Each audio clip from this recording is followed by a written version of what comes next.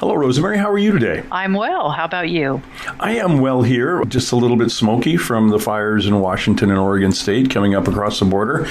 But Customs is slowing them down. So as they try to sneak apart. How are you where you are? It's a beautiful day. Temperatures in the 60s. I just came back from a bike ride, and I thought this is just about perfect weather for a bike ride. Oh, yes. I spent 3 days on a bike ride. Came back yesterday or Monday. Good heavens. Well, actually, it was a motorcycle, so it was cheating. Went up to an old mining ghost town and puddled through a 1800s cemetery. So it was kind of fun heading up there. But it's good to be back and looking forward to talking to you about this near-death experience.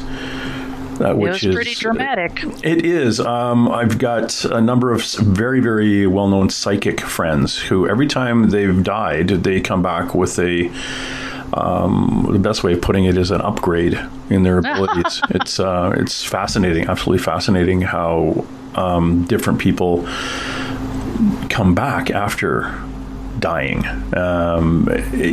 What was it that got you to where you ended up? Now, just so my listener knows, Rosemary, this kind of goes back even prior to you in your temporary passing away and crossing over. Your husband, he had an untimely death. Yes, he was the man that I thought was the love of my life. I thought he was the answer to a lifetime of prayers, literally. I met him in my 40s and married soon thereafter, and he was my beloved husband. And then in April 2016, he was a lawyer, came home for lunch one day, sat down in a chair and put a Glock in his mouth and ended his life. And I lost my mind. I am a writer. I was a reporter for a time. I've written just about everything a person can write in the last 30 years. I've also written 9 books. So I'm your typical artistic, way too sensitive soul. So everything about this just sent me off the cliff. I lost my mind. I went down about as low as a soul can go. I was unable, not surprisingly, after he did this, I did not sweep in the house again after his funeral. And my background is in architectural history. So that house was very important to me. But after this, I wanted nothing more to do with it. So, yeah, I guess back in the day, we used to give people permission to have nervous breakdowns. And I suppose that's what I had. But I couldn't find a way to get comfortable. I literally felt like a wounded animal. And for a very brief time, I actually ended up living out of my car. It was a very nice car. It had heated seats and a sunroof and a Bose sound system. But a friend intervened, a friend on the periphery of my life. Because my friends, here my husband was a prominent attorney, and I was the writer who'd had some success in my fun little niche career. And now I was losing my mind. So all of our friends certainly disappeared. So a friend intervened and she said, "You're not going to live out of that car. That's not happening." And she invited me to come live with her. And she helped me. I lived with her 4 months. And I had lost the ability to eat solid food. I was living off liquid nutrition drinks. I went about as far as a person can go. And then inch by inch, I kind of thought I was getting better. Although one thing that was very vexing, I just wanted to die. Every night I would pray, "God, either heal me or let me die in my sleep. I can't take any more." And given that I wasn't, every morning I woke up, I was disappointed. Profoundly. So I made a plan to end my life. And that plan brought me I'm not even sure I should say this, but that plan brought me a lot of peace. It was a way out. So, but every day I fought those temptations. And then, I I was fighting that and kind of running out of road. I was relying on nothing fancier than human will to keep from ending my life. And by the way, an aside, suicide widows, as we're known, we are, depending on whose statistics you accept, we are 12 to 48 times more likely to commit suicide than the average population. Because, one, the pain is so great, and two, it seems like the only way out.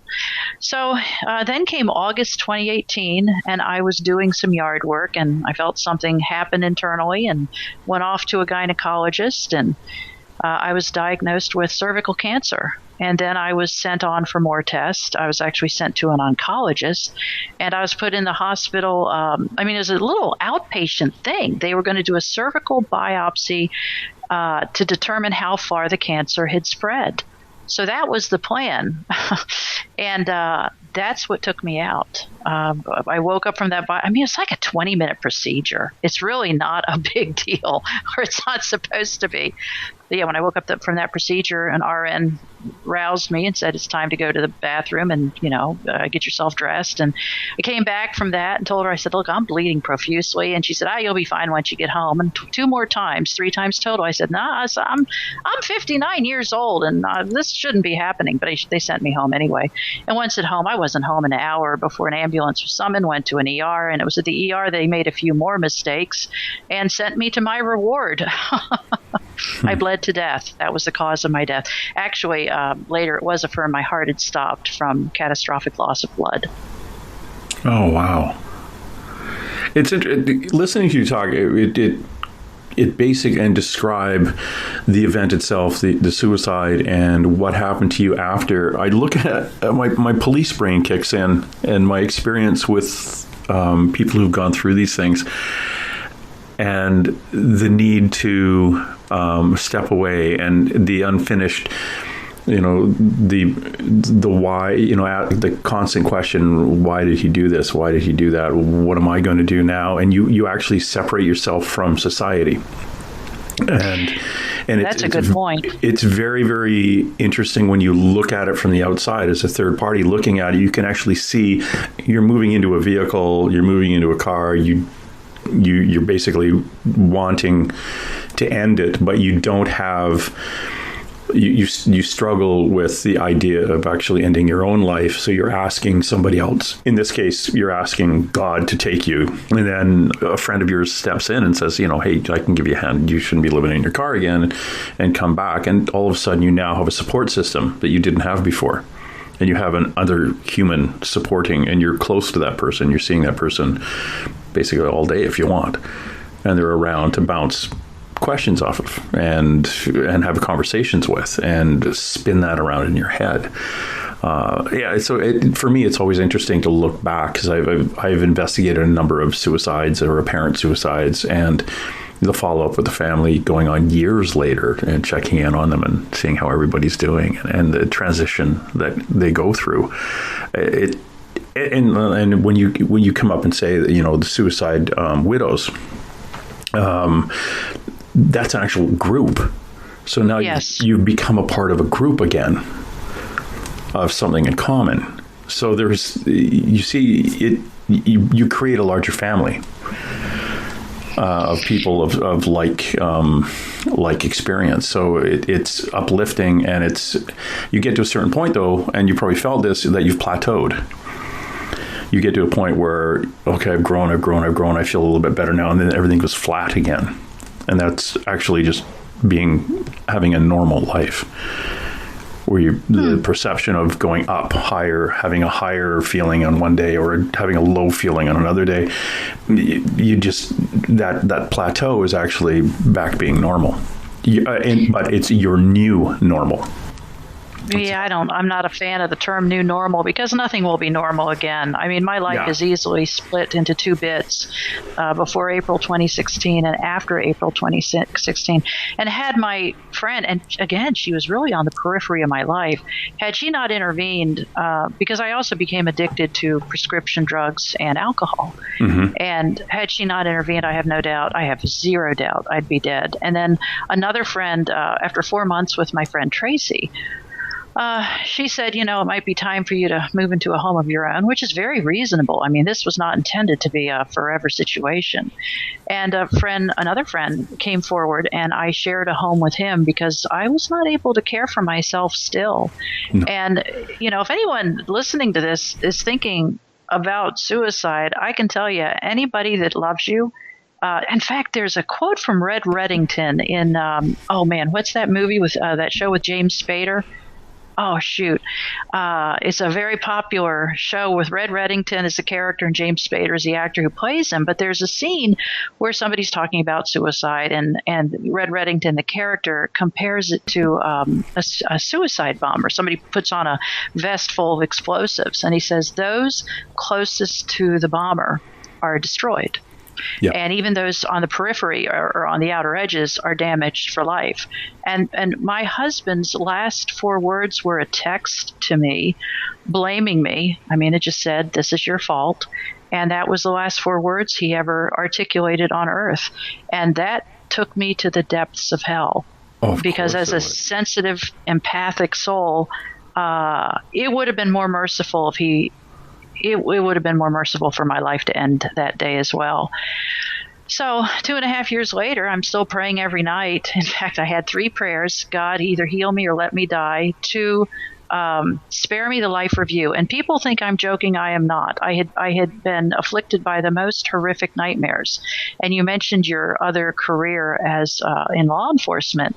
There are things that happen to the human body, certainly in a suicide by gunshot, that no one's really designed to see. We're Correct. Not supposed to see violence on that level.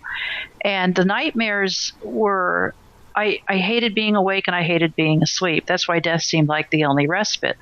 Because in my nightmares, too many times to count, I came home and I came around the corner just as he's putting that gun in his mouth, and I scream, "Please don't." And in the nightmares, I'm always too late. And I must have had that nightmare over and over and over, or some derivation thereof.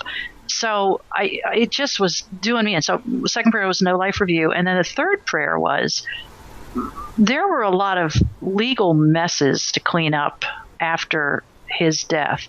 And there were a lot of very weighty decisions that had to be made. And my third decision was, please, I can't face any more difficult choices. They were agonal, just agonal. And oh my gosh, and people who want to support somebody who's been through a tragedy of this magnitude do not offer advice unless you have been through a very similar experience. A lot of people say, well, you'd wait a year before you make any big decisions. You know what? When your husband blows his brains out, that's not an option.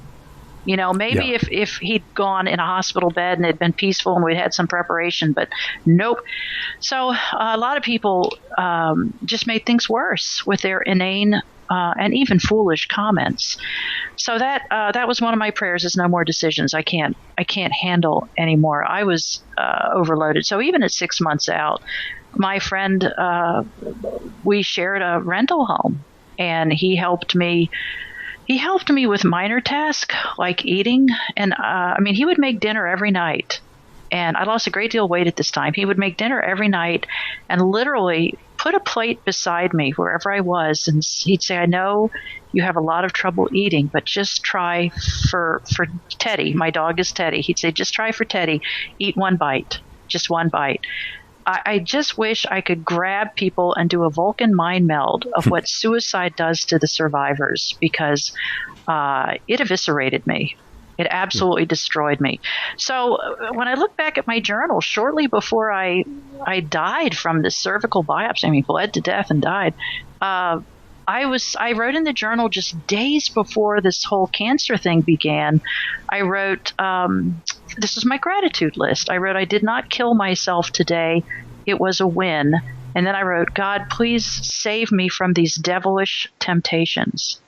Because killing myself just seemed so easy. It just seemed like such a simple solution. And the only reason that I did not was because I knew my whole life I had devoured near-death stories, in book and film and any article, everything. And I knew that it violated the spiritual contract. And that was the only reason that I didn't put a bullet in my head. And boy, was it tempting. So yeah, that was the easy path. For me, the harder path was to somehow try to see this thing through. So when I was diagnosed with stage 2 cancer, I was enraged with God, just enraged. I thought, okay, what else do we have for Rosemary? What else are we going to do to torture her to death? And I mean, I was just beside myself. So when I am in that second hospital of the day in the ER, and I tell them, I think I'm bleeding to death. They also, I don't think they understand the gravitas of the situation. And I remember I grabbed the hand of this very kind-hearted, sweet-looking RN to my left. I'm on a gurney. She's to my left. And I said, promise me you're not going to let me die. And she said, oh, honey, we have many solutions for this. We're not going to let you die. And it was like a mother talking to her child. I mean, I felt the love behind the words. So they packed me with gauze, which it turns out was a catastrophic mistake because that didn't stop the bleeding. It just stopped the mess. And then they stepped out of the room. And they left me in this ER cubicle. My friend Milton, he was the one that was living with me. He was there at my side, and they hooked me up to a blood pressure cuff and a little pulse ox for my finger. And they left, shut the door, walked out of the cubicle, left. My friend Milton said he was watching that blood pressure monitor, and then he said it wasn't long before he looked up at it, and my blood pressure was 32/25. So I was pretty far gone at that point. He said, and then your eyes popped open. And he said, you tried to sit up on the gurney, which is pretty impressive at 32/25 of blood pressure. And he said, you reached up to heaven. And he said, you talked to somebody only you could see. And you wiggled your fingers. He said it was almost like a child reaching up to her father. And he said, and then he just plopped back down on that gurney. And that's when my blood pressure went to error, which meant it was probably lower than 32/25. So I think that's probably when I left for heaven. Now, I don't remember reaching up to heaven and wiggling my fingers. I don't remember any of that. But I remember I was in a deep, dreamless state of unconsciousness. And I woke up at the moment of my death, and I woke up being catapulted out of my body, and it was very dramatic. And this is hard to articulate, but it was as though there was a sinewy, silvery cord from the crown of my head to the back of my heels on my feet, like an archer's bow that somebody had pulled back and popped. And with that pop, I went flying out of that body. And then I was floating. And I was floating in this perfect blackness. But it wasn't just blackness. It was actively comforting me. And I felt the most incredible peace times a billion. And a lot of people, when they die, they talk about the love. I had the great blessing of a mother who loved me. But I had never known peace. As a writer, as a sensitive soul, I've always suffered with anxiety and fear and worries and woe and all that. I've always been a very anxious person. So this peace, I remember thinking, I've always wondered what I would look like without any fear or anxiety. I thought, this is great. This is great.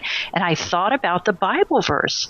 Paul writes, the peace that passeth all understanding. And I thought, this is that peace. This is what Paul was talking about. You can't describe it. You can't define it. You can't explain it.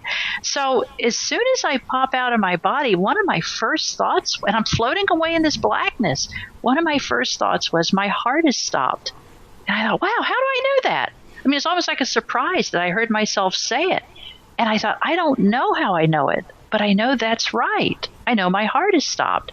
And then I thought, wow, I'm dying.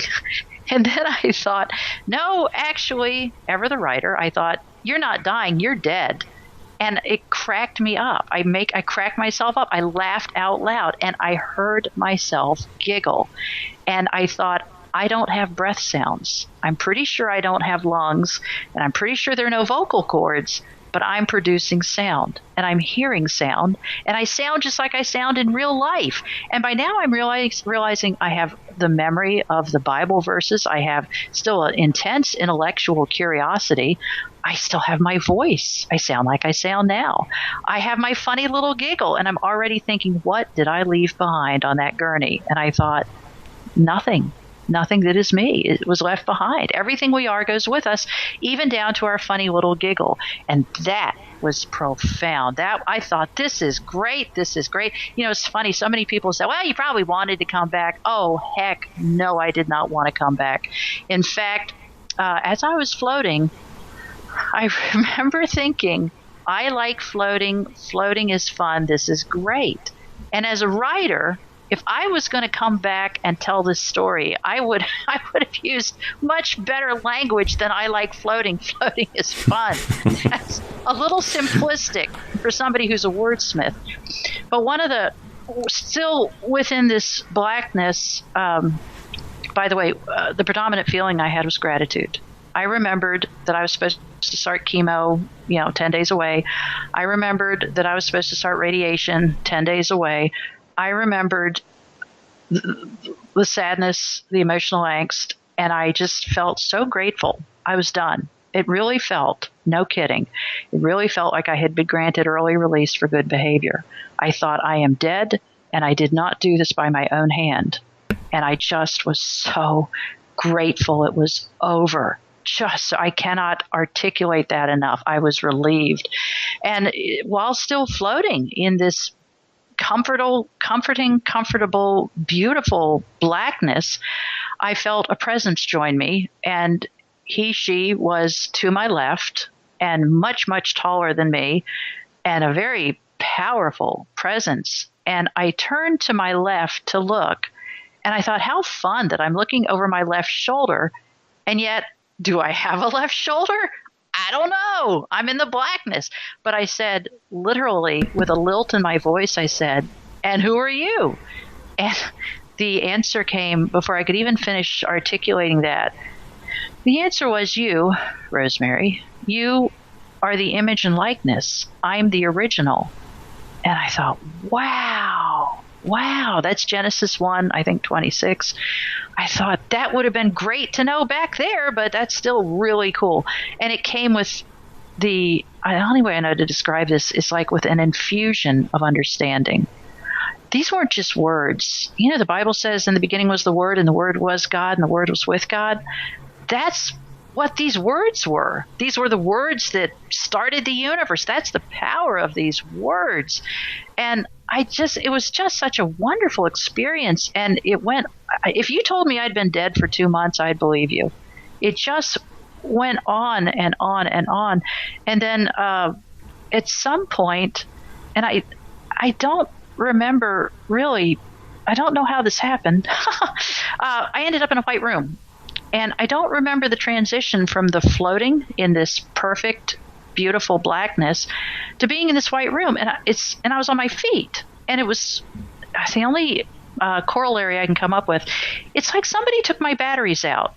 And I think something happened between the black room and the white room. And I think that God in his grace or mercy or whatever said, we'll talk about that later. You're not going to remember this.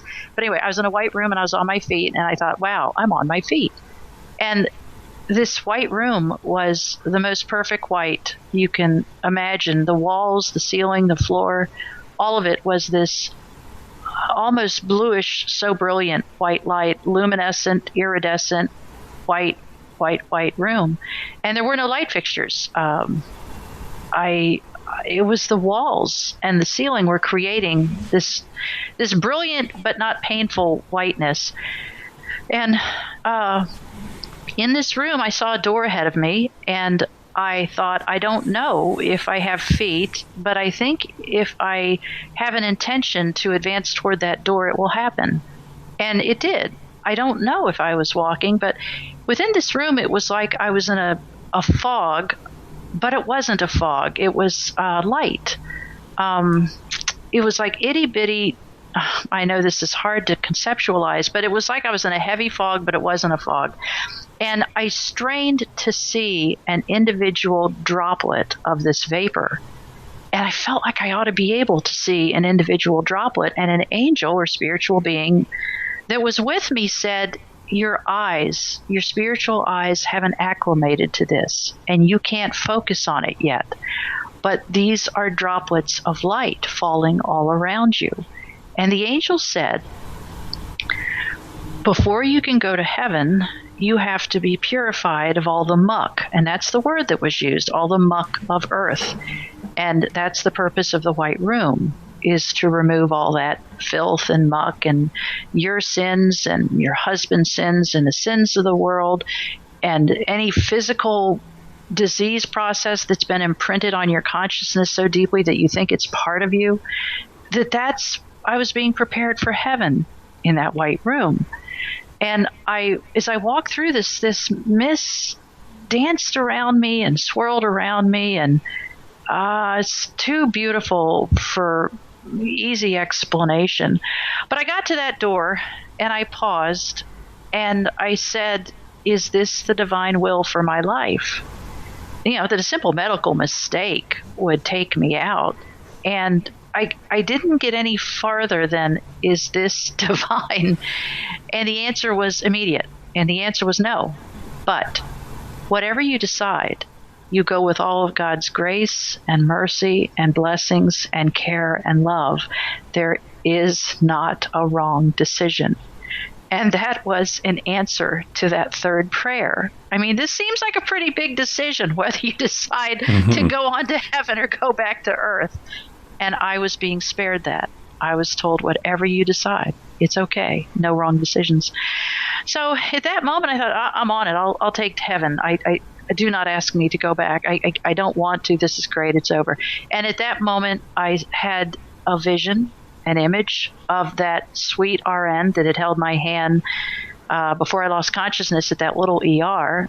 And I saw her sitting on a metal stool in like a hospital supply room or a back room surrounded by linens and supplies. And she was leaning forward on this little stool, sobbing uncontrollably with her head in her hands. And I saw her. I saw her very clearly. And she said, through tears, I promised that woman I wasn't going to let her die. And I lost her. And I thought, oh, come on. Don't do that to me, please. And then I thought, well, she's an RN. She's probably been through this a few times. And I thought, I know that this will hurt her, but I need to go. I can't face life anymore. I remember what I had been through. And then I felt the pain she was experiencing, and it was the same agonal grief that I had known for 29 months since my husband had ended his life. And that's when I literally I had my right hand up, pretty interested by the fact that I was using my right hand to push through that door, but I put my right hand back at my side, and it's kind of funny now, but I said, this is going to ruin her day if I die. And boy, I tell you, in a millisecond, I was back on that gurney. Lots of action happening all around me, in the hospital. And people say, oh, I bet you were so grateful to be back. Nope. My first reaction was, oh, come on. I thought we were going to talk about this. What happened? You know how much work it takes to die? So I was hastily transported by ambulance to another hospital. And I think the reason that ER knew they made a pretty big mistake. And, one of the interesting asides to this, after Milton, my buddy, watched me die in that cubicle, he said it took about 2 minutes for them to return to that room. And he said, you were literally white as a sheet. He said, you hear people say that, but you don't know what it looks like. It looks very weird. And he said, your lips were blue and dark blue, and under your eyes were bluish. So he got shooed out into the hallway once the doctor came in. And the backstory to this, my buddy Milton has certainly shown me great kindness to take care of me during this time, but he was an avowed atheist. Very, very clear thinking, very confirmed, devout atheist, if an atheist can be devout. In fact, he used to get a magazine called American Atheist, which cracked me up. But while he was in that hallway, he told me later, he said, because I had asked him, weren't you terrified? The person that you tried to keep alive for all these months is now dead. You saw me die. You saw the blood pressure and the vitals go to nothing. Weren't you terrified? And he said, almost quietly, he said, I guess I had a few angels of my own. And I said, oh, do go on. And he said, while he was in that hallway, He said it was as if somebody draped a blanket of calm and peace around his shoulders and said to him, "It's okay. We just need her for a few minutes. She'll be back." And he said it changed his life. And he went out, this is kind of funny. After he heard this, he went out in the lobby to get himself a soda. He said it had been a long day. And I said, "What?" He said, "Well, the angels were pretty clear that you'd be back." And I tell people now he was in the blast radius. And so that man went from an atheist to a believer in about 2 seconds. And by the way, this has been 2 years now, 2 years and a couple weeks. He is still quite an amazing man, and often texts me or calls me with inspired things he's read or heard or learned that are very helpful. So this changed him as well. And it changed me in a lot of ways. As soon as I came back from this, I realized I was different. I wasn't sure if I was even alive. I wasn't sure. It's very off-putting when you're dead and then you're alive again. I was kind of disoriented. People say they feel like they're 50% in that world and 50% in this one. I felt like I was 95% in that world and 5% in this one. And the angels for the next few days literally swarmed me. They sang me songs, and it was the most beautiful music a human being could imagine. And I would tell the angels, I'd say, I'm really, really good with architecture and with houses, not so much with music. I don't think I'm going to be able to remember the lyrics, the melody. And the angels told me, they said, "This is not for you to remember. This is for your healing. This is for your peace. This is for your joy. This is for us saying, it's good you came back. And here's what life is going to be like. It's going to be like angels singing to you." So I was in the hospital for 4 days, and then I went home. And as soon as I got home, I started selling off all of my worldly possessions. I would stand over I had all kinds of furniture and stuff. I would stand over each item and say a prayer. And I would say, this item has brought me so many blessings. May it bless just the right person now. So I kind of emptied out my house, item by item. And then I sold my car back to the dealership. I only had that car 8 months. And then I sold my house. And my house sold in 2 hours after I listed it. And then I had purchased a slightly used Prius, and I got in that Prius and I drove 1,000 miles due west to start a new life. Wow. We are talking to Rosemary Thornton about a near hat. If you want to follow her on Facebook, you can. Just bounce over to Facebook. Now, we're going to talk about her website a couple of times during the program here, but it's under modification, hasn't been completely modified yet over to where she's going with her upcoming book. But her website is Sears Homes, all one word, searshomes.org. And if you want to get a hold of Rosemary and ask her some questions yourself, feel free to bounce over to that website and get a hold of her through there. Rosemary, driving back a little bit more, what did the angels look like to you? Or can you describe what they look like? Well, it's funny. People have asked me, that's probably the most frequently asked question is, what did they look like to you and to Milton? To me, they were tall. They were tall beings of light in kind of a quasi-human form. And yet I could not discern a specific human physique, but it was just like a beam of light, a beam of living love, of living light. And when they sang, they got more sparkly, and the sparkles moved with more energy. And they were singing, praising God and glorifying God. And it was, I would sob when they sang. I'm sorry. There's only 3 things that make me emotional in retelling this story, and one is Milton, one is the angels singing, and 3 is the no choices at the door. But yeah, the angels singing was quite something. But yes, they sang beautifully, and it was something else. It was just something else. Going back in the memory of, I know you can't remember the words or things like that, but do you recall a lot of that singing in tones?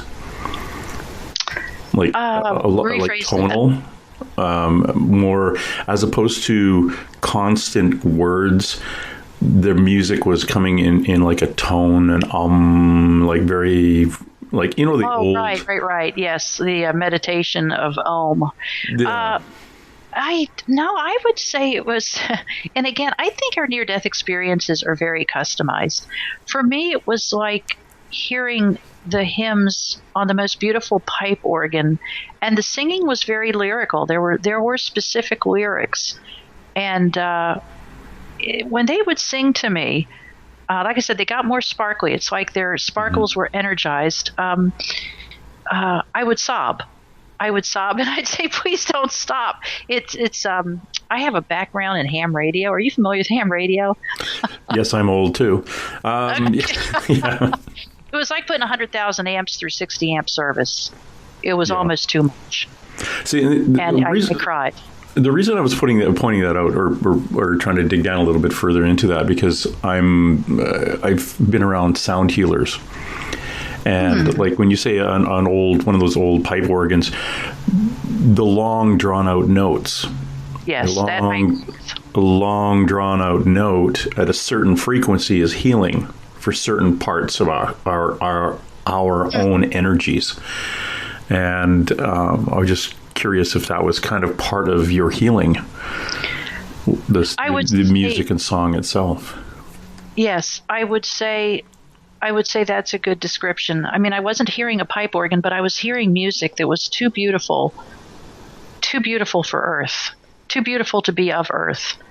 And what's interesting is I had three faithful friends who spent a lot of time with me at the hospital. Because when you're at a hospital, and I was down a lot of blood. And you're still a little disoriented. And plus I was, living half in heaven, more in heaven than earth.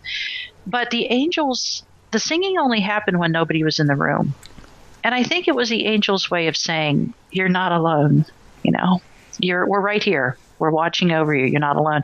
And another interesting thing, for the first 24 hours after I was back in the hospital, I felt internally that things were wrong. And there was an expectation. The blood work showed that I'd had a heart attack, and then my heart stopped because I had the elevated enzymes. And there was an expectation that there'd be an awful lot of things wrong with me. I was without a heartbeat for more than 10 minutes. And the interesting thing about bleeding to death is they can't even do CPR because the risk is that you just bleed. They're pushing out more blood. So I had an ER doctor tell me that I talked to later that they have to kind of seal the tank first, seal the leak, refill the tank, and then get the heart going again. So I was there was an expectation for a 59-year-old woman to bleed to death, have a heart attack, and die, that there'd be a lot of subsequent problems. And when they're wheeling me down the hospital hallways for, test and check my heart and all this other stuff, I said, oh, it's okay. The angels said if I agreed to come back, I'd be A-okay. We don't need to do these tests. But they did anyway. And the report was always the same. Mrs. Thornton, you're a very lucky woman. Everything seems fine. You seem to be in all of your organs are fine. And there was concern about the kidneys, the heart, and of course the brain. We believe that 3 minutes without oxygen and your brain is mush. And none of that happened. But I was promised that if I came back, everything would be fine. And then ultimately, it took a lot of tests, and they had to wait for me to heal from the blood loss, but ultimately it was affirmed that every vestige of the cancer was gone, which is pretty dramatic. That was a big deal. Oh, yes. When you have stage 2 cancer and then it disappears because you had a bleeding. Right. And not an old historic leaching, but you had a full-on hemorrhage. That goes in the side of the book we call miracles. Yes, and you have to lose a lot of blood for your heart to stop.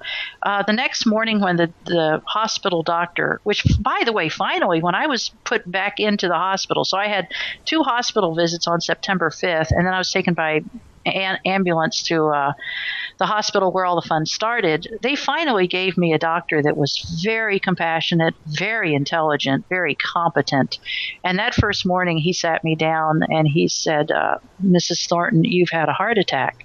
And I said, doctor, you've got the wrong patient. I bike ride, I walk, I'm very active. I'm quite confident I did not have a heart attack. He said, no, your enzymes are elevated. They've already started coming back down, which tells us it is not underlying heart disease. And I said, what are we talking about? And he said, well, you lost so much blood, your heart went into VFib and then stopped. And I said, well, how much blood do you have to lose for that to happen? And he said, more than 40%. And I said, well, how much more than 40%? He said, at 40%, it doesn't matter. Yeah. So they couldn't really quantify how much I'd lost. But it was enough to make my heart stop. And that is medically documented. So that's pretty cool. So when I'm floating away from my body in that blackness and I say out loud, my heart has stopped, that was right. And what a friend shared with me, and this was very helpful, I still had quite a psychic connection to my body. So I knew what was happening back at that dead body. I knew what had happened. Yeah, we do. Even though our energy is using this meat sack to move around day to day, at least we have some idea of the inner workings of it. Maybe not consciously, but the energy that occupies it. Yes. Should definitely know, which chunks are which chunks are working, which chunks aren't. You said something interesting earlier. I want to ask you, what the angels look like. You said will look like to you or look like to Milton. Well, did they look different to Milton? They did. He is in IT. In fact, one of the favorite quotes I have from Milton, he does computer stuff. He said, you got rebooted by the creator, which I just loved that. As to I've asked him, being a former journalist and somebody who writes books, I really drilled deep trying to ask him, tell me, I want to know every single thing about this angelic encounter. And I did this as soon as I was out of the hospital. I interviewed him, and of course I dated it and, et cetera. But what he told me is, he said, I can't describe it as a being. I describe it best as a feeling. But he said it was like somebody put a big warm blanket around my shoulders and drew it tight. And it was just a blanket of peace and calm and comfort. And it was, he said I was standing in that hallway thinking, what do I do now? She's dead. And he said it wasn't, he said he didn't have time for two of those thoughts before he felt this peace just envelop him. And he said, and it wasn't a spoken voice, but it was an information download almost of, we just need her for a few minutes. She'll be back. And he was so comforted by that. Like I said, he went out and got himself something to drink in the lobby. But he said it was, and it was so clear. He said it wasn't like, oh, I hope I heard the angels right. He said it was, well, of course, she'll be back. It's all going to be okay. She'll be back. And when I said, you got a soda, I wasn't in there getting a strep throat test. I wasn't in there for them to take some blood. You saw me die. And he said, well, the angels were pretty clear. But yes, he did not have a vision, but he said he'd never had an experience of just being enveloped by peace like that. And it changed him. He's a different man. And you walked out of the room changed too. You said you started selling off of your personal possessions. Well, I rolled out of the room, right? Rolled out of the room, yeah. But yeah, I was in the hospital for about 4 days. And yeah, as soon as, it's kind of funny. As soon as I got home, because, 4 days, you're ready to be home. I actually really liked the hospital because I had been terrified of hospitals. I mean, just terrified. And I realized that the love of God and the presence of angels can be right there at your hospital bedside as much as they can be in the most beautiful church or in the most beautiful park or in the most beautiful sunset. So that took away a lot of that terror, all of it. But yeah, when I got home and I hop out of the car, not hop, but gently get out of the car, and I had several mole traps in my backyard because I had a beautiful lawn in suburbia, and the moles were making a mess of my yard. So I had set these mole traps. Well, when I get back from the hospital, I'm like, gads, those things could hurt somebody. And by hurt somebody, I mean a fuzzy little four-legged mole. So I, even still weak from, I'd been on total bed rest for 4 days, and I've been told to go home and go to bed. I went out and I took the tip of my foot and I pried those mole traps out of the grass because the idea of killing a mole was just abhorrent to me. It was horrible. What was I thinking? And then, I was at home and I had a lot of visitors. The hospital, this is pretty interesting. The hospital actually wanted to discharge me to what we generically call a convalescent center, which is a nursing home. And fortunately, friends and myself, we were able to cobble together kind of a care plan. But they told me, this is the other fun PS, is they told me it'd take about 2 to 3 months for my full good health to return because I had a very, not surprisingly, a very dramatically low red blood cell count and white blood cell count. And in fact, I wanted to stay at the hospital a couple extra days because bleeding to death is not painful, but it's terrifying. It is absolutely terrifying. It's amazing how much blood can come out of the human body. It is, and as I guess former police officer, you probably know that. Yeah. Yeah, and it comes out in different colors from different places, which is fascinating to me. Yeah, well, it was pretty unnerving. But they kicked me out of the hospital on day 4 because they said, because I talked to this lovely doctor, so I don't want to go home. I might start bleeding again. And he said, your white blood cell count is so low that you're now at risk for MRSA or other opportunistic infections. And he said, if that happens, we're not going to be able to save you because your body has no resources to fight it. And I said, I'm out of here. So at home, I continued to pray. And by the way, I did a lot of praying throughout this and had friends praying for me. And then at 10 days, it was 12 days, I went back for blood work. And after they reviewed my blood work at day 12, they said, there's a mistake in your blood work. And I said, what's the mistake? And they said, well, your numbers, they're all textbook perfect. And I said, yeah, the angels told me they'd take care of it. They said it would all be fixed. And the doctor said, this is impossible. And I said, well, I'm back on my bike again. I feel fine. And she said, you're what? And I said, yeah, I'm back, right, small, gentle, easy rides. But yeah, I'm back on my bike and the breathlessness is gone. So that to me is also an amazing part of the story. There was an expectation to take 2 to 3 months, and in 12 days, the numbers were perfect. Textbook perfect. I love that. And textbook perfect, and somebody else is writing a new textbook now because we'll call it the Rosemary Thornton textbook of what the hell happened to her. Oh, what the heaven. So, the other PS to this is ultimately there was a second surgery to affirm that the cancer was gone. And I ended that would have been a little bit stressful. Oh, we're just going to do surgery on you again, but everything will be fine. Yeah, I've heard that. What? How many times before? Well, what's funny, I had to find another oncologist because the first one insisted I go forward with the chemo and the radiation that had been all scheduled and set up. And because they already I thought, payments. Yeah. Yeah, I thought, I don't think I want to do that until we make sure.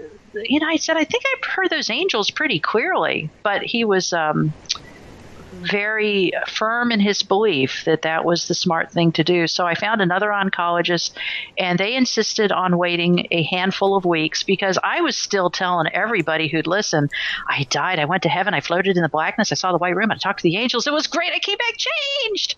And the doctor was the second oncologist. She was a lot more interested in the fact that I bled to death from a cervical biopsy. She wanted to talk about that a lot more. So I thought that was interesting. But yeah, the second surgery, she insisted on having 2 pints of blood in the room on standby. And as it turned out, they were not needed. But she was a wonderful woman. She said she was also praying for me. She said, my reputation is on the line. You've seen the great Dr. Fill in the blank from this city who's well known throughout the state. And if you're wrong, I'm going to be the one who, backed up the crazy lady who said she was healed in heaven. So after that second surgery, she actually took a lot of flesh from a lot of places and biopsied it while I was unconscious. And she said, Rosemary, if I find cancer, we're going to take the lymph nodes too, because we have to find out how far this has gone. And so when I went unconscious for that second surgery, I was terrified. I really was. But my buddy Milton, again, is the one waiting for me in the waiting room. He said she burst through the doors after the surgery, threw her arms around his neck, and said, she's right. Not one cell. Nothing. Oh, wow. And what she said, the PS to this, she said, in fact, her flesh is so pink and pretty and perfect. I don't think she ever had cancer. Interesting. Yep. And yet I had 2 biopsies and a physical exam. The second physical exam, the oncologist had told me it is advanced to a point where the flesh is distorted. And I had started the process of going to a doctor because I had some symptoms. I had been bleeding, so I knew something was wrong. And by the way, all those symptoms, I had a fever, I had a sore throat, I had some muscle pain in my legs. All that stopped when I came back from heaven. It was all gone. It comes back. I keep going over in my head at the beginning when you were like praying to leave. Yes. Like, please take me, please take me, please take me. And then possibly a mechanism was put in place to be taken. And you got up to a point where you're saying, see, this is what could happen. You can go, but it's up to you. And you asked for it. But that business with the nurse was kind of a sneaky maneuver. Yes, it was. The way to an empath's heart. That whole working in mysterious ways things. It's now what you're doing with the information you have and what you're doing in this next chapter of your life with that information. It's, maybe, okay, it's like, the kid wants to eat all the cake. You give him the kid the cake, and then he gets sick and going, see, I told you, but you had to learn on your own. I guess, but I was hurting. I was hurting so bad. I love this man who did this thing, and you can't. You are in a unique position to understand how your husband, how seeing the things that happen after a suicide mess you up. Well, yeah, that's your PTSD. Right. It's your full-on post-traumatic stress, all the symptoms afterwards, all how to deal with things. I can imagine, this is one of the things that I feel glad you had a Milton with you, because one of the biggest parts of your PTSD would be, and people who've never experienced this don't understand it, is literally paperwork. Huh. You have to fill out this form. It comes and you just push it to the corner of the desk. Huh. And you need somebody else either to do it or to put it down in front of you and say, sign this, check this box, I will mail it for you. And dealing with an estate, dealing with all the legal side of things, every piece of paper is a trigger. That's true. That's fascinating, because that's exactly what he did. He would have me, and this is how much I trusted this man, he'd have me sign a book of checks, and he'd say, we have to pay the bills. We have to pay the bills. We have to pay this attorney. We have to do this. And I would just walk around the house crying, saying, I can't. So he stepped in and he took care of all of those details. The first 2 months I could not drive. I've always, I took auto tech in high school. I've always had a thing about cars. I lost the ability to drive a car. How messed up is that? I just couldn't. I just couldn't put it all together. And honestly, in retrospect, it's more like I had a stroke. And I think, again, that's part of the trauma and the PTSD. Your brain just gets fried. I lost the ability to read for 2.5 years. I could look on a page and I could see there's a whole bunch of words, but it's like somebody took all those words and put them in a bucket and threw them against the wall. And I'm like, yep. Right. I don't know what they're saying here. This is embarrassing. A year out, I handed him a cake box. I was trying to make a cake. First time I stood at the stove in a year. And I handed him the box and I said, there's a recipe here. but it's stuff about eggs and oil and water, and I don't know what it's trying to tell me. Please help me. I mean, I've written 9 books. I've written hundreds of articles, and I couldn't read the recipe on the back of a cake box. Yeah. That's what PTSD or trauma, whatever you want to call it, does to your brain. That post-traumatic stress digs. It's amazing. I went through it, and in as a policeman, it's not from what you've seen or what you've done, but it's how management or an authority within the system treats you as a result of what you've seen or what you've done, which is the weirdest thing. And you can get into, on the whole, it's in my experience too, only empaths suffer from PTSD, which is a whole other conversation, because we're always trying to do well. We're always trying to say, look, this is what I did. I did a good job, right? I'm supporting you, or I'm supporting this. This is what I did. And if somebody slams that down, now you get a trauma like you experienced, then you saw the aftermath, then everything that flows from, like, it's the drop of water in a pond. Everything that flows from that out, and that is dealing with the paperwork, the banking, the estate, dealing with having to walk into a room and seeing a piece of furniture, a piece of clothing, walking down the street and seeing the same tie being worn by somebody that your husband used to wear. Things would trigger out of a smell, like the actual smell of something would trigger it, and it's learning the triggers and having to work your way through them. But I found, and historically I find, in dealing with the counselors who, I talked to a lot of the counselors in regards to PTSD, they say that the paperwork is the overwhelming one because it's something that everyone forgets. Like, everyone wants to support us on, here's some flowers and you feel good. Oh, I'll get rid of that chair so you don't have a memory of that, or I'll take that picture down. But every day the mailman drops off a trigger. Yeah, that is so true. Yeah, you've got to deal with the estate. You've got to deal with, okay, here's, what do we do with the cremains? Or what do we do with it's like, I don't ever want to deal with any of this stuff. And which is funny for me, because mine is, it's really interesting because of all the battle scars I get from over my career. I get an allowance from Veterans Affairs. I get a veterans allowance because we fall under the military. Anyway, it's a whole other issue. But so I get an allowance, and they send me paperwork to update things. And you've got, how's this injury doing? Or you've got this, please, update your file. And because it's government paperwork, I don't want to do it. Yeah. So I actually had a friend come over and sit down for about 3 hours going through umpteen different forms one day, because I just, government paperwork triggers me. Because I used to deal with government paperwork for 28 years. And a whole other, my issue with PTSD and my employer and things like that. But in talking to the counselors, they're going, oh yeah, it's the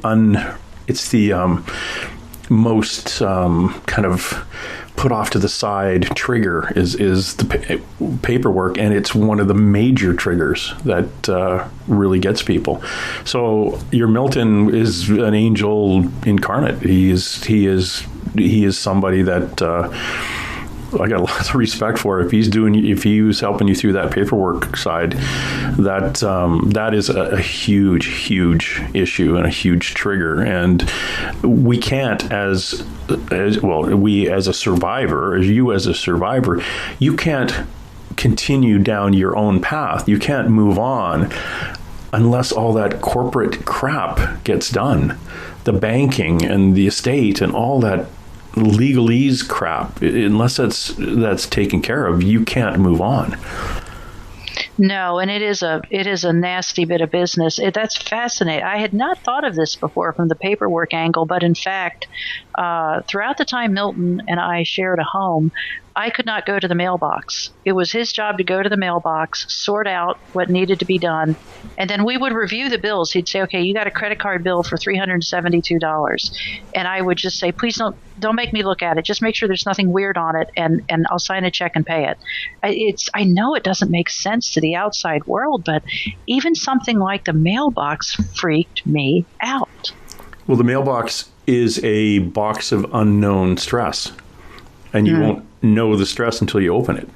Yeah. So it's easier just not to open the box. Which I didn't for a long time. Yeah. And I mean, he took care of it for a while. And then, it's also interesting, after the medical stuff, I started getting a lot of medical bills. And that became a source of a lot of stress too, because you don't even know, is this legit? Is this not legit? And, but by the way, that little ER that accidentally killed me, the one that, stuffed me like a Christmas goose rather than address the bleeding, they sent me a bill, or corporate did, for $7,900 for my hour there. And then my insurance denied it because they said it was a non-emergent circumstance. And I said, oh, you mean where I bled to death and they had to restart my heart with electricity? That's a non-emergent circumstance. But anyway, ultimately, I did prevail. Well, do you now own that small? And this is the other thing too. Is when we are suffering from trauma, there is a legal remedy for malpractice by physicians, but a lot of time people don't grab an attorney quick because that's a trigger, having to deal with the hospital again. I actually made a conscious decision to not sue. My dead husband was a litigator, and he was involved. One of the last lawsuits before he killed himself was a $40 million lawsuit. I know that filing a lawsuit against somebody is akin to declaring war, and I just wanted peace. And I have enough. I have enough for my needs. I just couldn't do it because, there's interrogatories, there's depositions, there's hearings. It is endless. It's just endless. It is, and it goes on for years too. It's not like, okay, we'll cut you a check tomorrow. It's going to be the next 7 or 8 years of having this over your head. But still, for them to send you a bill, even it's like, okay, you guys screwed up, but yeah, okay, we screwed up, but you want to pay this for us? No. Well, and there's another PS to this. They called me within days of when I got home. The hospital megaplex that was involved in all this called me, and they said, "Hi, Mrs. Thornton, we're doing a survey based on your recent visit to the ER and, blah, blah. Can you give us a synopsis of your opinion of your stay there?" And I said, "Oh, sure. You mean... Are you sitting down?" Yeah. I said, "Other than the fact that you screwed up everything you touched and sent me to my reward and caused my death and I had to be resuscitated with electricity, other than that, everything was just swell." And apparently the kid did hear me, this young man who called for the survey. I had a friend who had a biopsy at that same hospital about 3 months later, and he said, now after they do a biopsy, inpatient, whatever, he said, or outpatient, he said, they make you go sit in a chair for 3 hours and be observed. And he said, I have a feeling that was you that did that. And I said, probably so. Okay, yes, the hospital's new policy is that. I want you to focus on that. I want you to take that, just that little bit of that tidbit of information, and then expand it on the thousands of people that now come into that facility, and the possibility of, as a result of your event, how many lives that may save as a result of you crossing over and coming back, having that conversation, or even, did your event start a ripple that in the long run saves other people's lives? Well, that's a nice thought. I don't know. I don't know how widespread that is. But honestly, I was kind of gratified to hear that they realized how badly they screwed up. when I told that nurse 3 times, something's gone awfully wrong. And she kept saying, honey, when you get home and lie down, you'll feel fine. And I knew she was wrong. But I was not experienced in the ways of hospitals, so I just meekly acquiesced and said, okay, I'll go home. I'll go home and die. But, the other thing is, I think this event needed to happen. I really believe this was something important that had to happen. Because my prayer had been, God, let me die or heal me. And in fact, I got both, which is pretty remarkable. And again, this is my third person looking at your event. You asked to go and to be healed. You got it. The periphery, what happened to people like the little angelic nurse sitting on the steel stool? How did this change her life? Look what happened to Milton. The blast radius, your blast radius, how did that affect other people? And how did that change the trajectory of their lives? Where were they in their life? It's like one of those old TV shows or an old movie where this is happening, the protagonist, but there's other people, they have, their lives are hectic and going day to day and whatever, and 5 different people kind of coming into interacting with the life of the main person in the film, and something happens to the main person which then explodes out and affects and actually changes the trajectory of the lives in each of the people around it. And there's people in that surgery, in that little core group that you have never seen since or never heard from since, and they may have taken something from that, and it may be just, and I would describe it as the bumpers on a little kid's bowling lane. It's like going along, and all of a sudden, poof, they're off on a different angle now, but you don't know. And it was just that slight little bend in their life, and they needed that to get, we'll call it their path, or to get back to where they're supposed to be going. Milton's the best example. He goes from not believing and not looking at the greater picture to actually researching it now and getting into it and understanding. And it was just that incident that did it.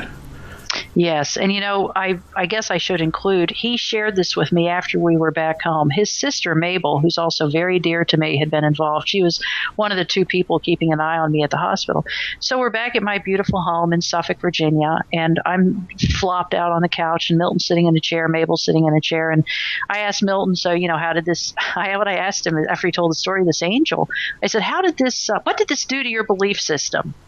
And he said, he kind of slinked down in the chair, and he said, it shattered every single thing I have ever believed. Mm-hmm. And then his sister became a little emotional, and she said, brother, I've been praying for you for 30 years that you would learn about the love of God. Yeah, you all kind of came together in one point in time in history, and that glitch was you. Things changed from there. Yeah. It's a pretty profound experience. Yeah. It's I was almost fascinated going, wow, what would it be like to die and then come back? And then I kept thinking, nah, I'll just wait till the end and I'm good now. It's interesting. I've always believed, because I have a lot of friends who are quote unquote psychics. And I'm a bit intuitive myself. But I've been called a psychic by my friends, but I just never use that word on myself. But I believe in, people say, well, do you believe in God? And that gets stuck in my throat just from my many, many years of my upbringing. Or do I believe in God? Well, hold on. I talk to the archangels. I use Archangel Michael to clear things out of my room when I don't want them there. I use Archangel for protection.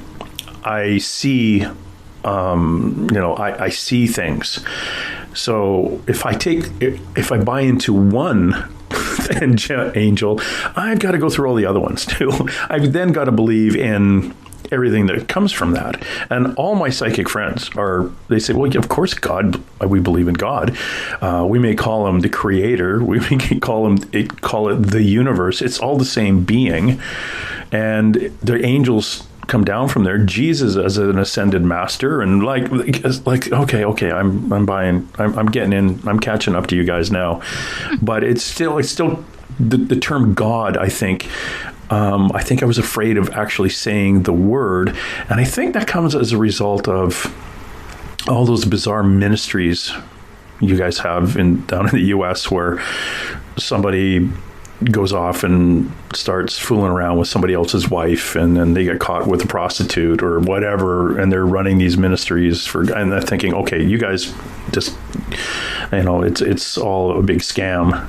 And so they kind of screwed it from my upbringing, thinking that organized religion was somehow a big to-do, and nobody was really that religious because they were all off, banging each other's wives or whatever, and then they were getting caught and they wanted to pray and get forgiveness and please send money.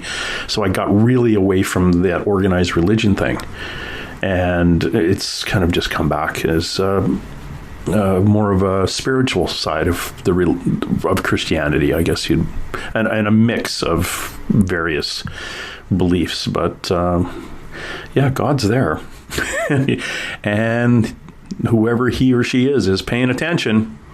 Yes. To every one of us. That quote I heard in the beginning was when I said, "And who are you?" And the answer was, "You are the image and likeness. I'm the original." That there's not a day of my life goes by now that I don't think about that. And the angels did tell me, this is some helpful information. They told me, because I was miffed. I'm still a little miffed about coming back. I mean, especially, you have a bad day or you're not feeling well or somebody cuts you off in traffic. I think, what the heck, man? What am I doing here? I was supposed to be over there, not here. But the angels told me shortly after I came back, because I was pretty miffed, actually thoroughly. And they said, you got 20 years left, use them wisely. And I thought, well, okay, that's good to know. So I'm down to 18, but it does make financial planning a lot easier. Now, are you going to rack up your credit card right at the... No, I'm kidding. I actually live very simply these days. A friend of mine, Marianne Morgan, who was psychic for like Nancy Reagan and Frank Sinatra and things like that, she's died a number of times. Every time, and she knows when she's going to die next. In fact, you can ask her, but don't. So when am I going to die, and how, and where? And she'll give you the time and the date and the location and how. So don't do that. But she said, wouldn't you like to know? It'd be better for like financial planning. And I said, no, I don't want to know. I'm just going to let that go. It's just kind of funny. She always knows when she's going to die next. She'll be riding her horse, and the horse will start. The last time she died, anyway, the horse started getting skittish, and she went, "Well, I remember this. I'm going to die again." Sure enough, she died, but she's better. I think she's on her 5th or 6th death. Good heavens. But every time she comes back, she's like, sees more things. She's got more information. It's fascinating, those psychics who die and come back. And when I say die, I don't mean like, well, there's some die in car accidents or injuries, but it's usually on the operating table or on the way to the hospital in the back of the ambulance as a result of a bang on the head or something. But literally they're flatline and they're out for 3 or 4 minutes. But again, they perceive it's like hours. Yeah. Because they're traveling to different locations and talking to angels and loved ones and about what's going on, and then zapping back into their body. Really kind of pissed too. Yeah. Because it's such a good place. I understand, but I'm not going there yet. One of the things, what have you learned in this entire path that you've been on about dealing with suicide and as it said, more importantly, the healing from suicide? Well, I guess one of the big things I've learned is that one of the things the angels told me, and this is true. I mean, I'm a writer, got a little splash of autism, maybe a little too much intellect going on. I don't know. But I had been ruminating on how could he do this? Why did he do this? I thought he loved me. And there's actually a Bible verse, Deuteronomy 2:3, I think, where it talks about, ye have circled the mountain long enough, time to stop and go north. the biggest healing for me, and of course I'm very grateful to not be dealing with a disease process. That's wonderful to be free of that. But the real healing was the healing of my soul. And what the angels told me was that what he did and all the et ceteras therein had been encapsulated. And it was a thing, it was there, but it couldn't hurt me anymore. It couldn't cause these endless ruminations, this endless obsession almost, that he had done this, but I had been set free. And, in so many ways, and for those lost in trauma, I don't say this flippantly because I've been there, but it was almost like this experience of dying and talking to the angels and coming back from heaven was almost like a merciful father shaking a child awake from a terrible, terrible nightmare and saying, wake up, it's over. It's not going to hurt you anymore. You're with me.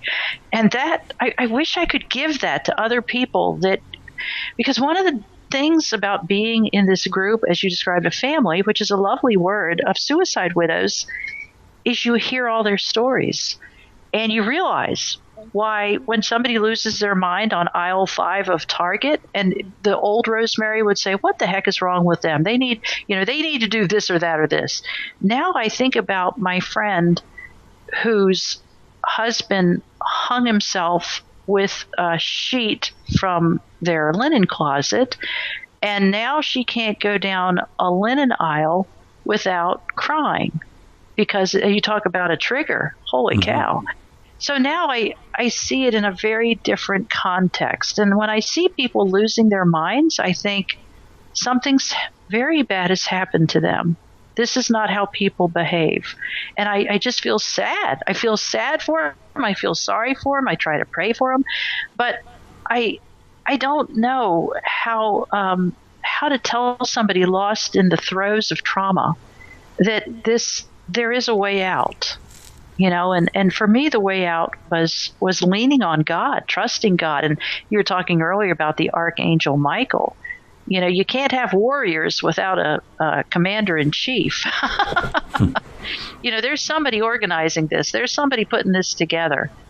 And I guess I don't know what advice I would give, except if you don't have a belief system, I don't know what you can tether yourself to when the storms come.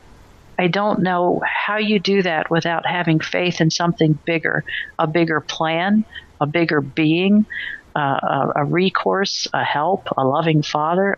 I don't know how you get out of this unless you have faith. There's something bigger going on. Oh, yeah. It's, in my experience in suicides, you touched on it right at the beginning about when you decided you wanted to leave, you got real kind of peaceful and comfortable. Yes. That's overly common. That's almost 100%. When you have somebody coming into work every day and they're really agitated and I'm going to kill myself, and they're all agitated every day coming in, and all of a sudden one day they come in and they are just love and light and peaceful and wanting to hug everyone and buying them lunch. And you're thinking, in hindsight, we go back and go, oh yeah, that was when he decided to. Right. When yes. You actually, it's very peaceful because there's an out. Yes. The trick is, if you can identify it then and point it out to them that this is why they're peaceful, there are many outs. That just happens to be the extreme one. And you say, you can continue to feel the way you're feeling now. Like, let's release what other things were keeping you here and triggering you and all this. But the hanging one is the example I used when I used to do my talks as a policeman to other police about the mindset of someone who kills himself. Because I went to a suicide where a fellow had hung himself. He was in a stockbroker and lost everything kind of scenario, and he went downstairs and hung himself in the basement, and he hung himself right beside where his 8-year-old son would come downstairs in the morning, put his shoes on and his coat before going to school.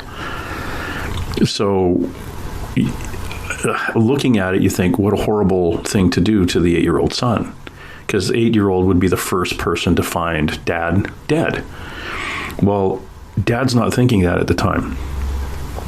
Dad is not thinking about the son. He's not thinking about the family. He's not, his brain is going in a whirlwind, a complete tornado.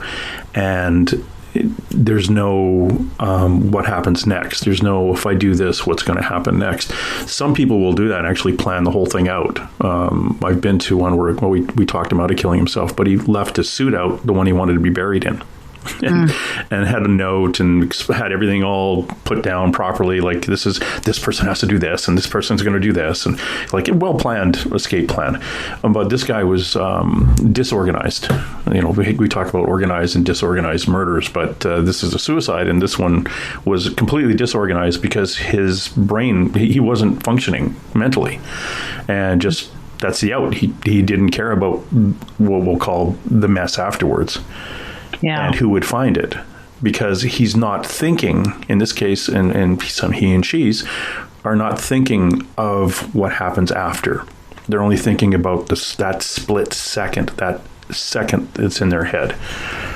And so I was teaching, like, as a new policeman, you don't walk in and try not to criticize too much about the person's mentality, because they weren't themselves at the point that happened. You know, the organized ones are a little bit, usually those ones are medical based, like, you know, they're dying of cancer, they're, you know, whatever, there's something is about to happen, they're about to go to prison for the rest of their life, or they're a thing where there's a complete life change they have no control over and they don't want to do it.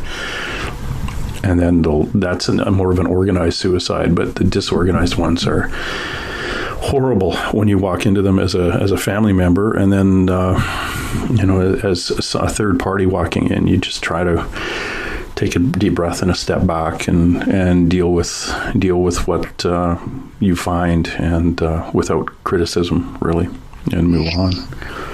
Anyway, I just rambled there. Sorry about that. No, that's okay. If I could wave a magic wand, if I could change something, one of my dreams is if my story does well, because I do live a very simple life. I mean, it's funny. I haven't missed any of the stuff I sold. I like having very few possessions. It really pleases me. But if I could wave a magic wand, I would want to start an organization for suicide widows and widowers, or perhaps even extend to anyone who's lost someone. But the unique thing about a suicide widow/widower is we're often questioned by the police. So our husbands' brains are in a puddle, and the cops pull us aside and say, "What was the nature of this last argument you had with him? When was the last time you were here?"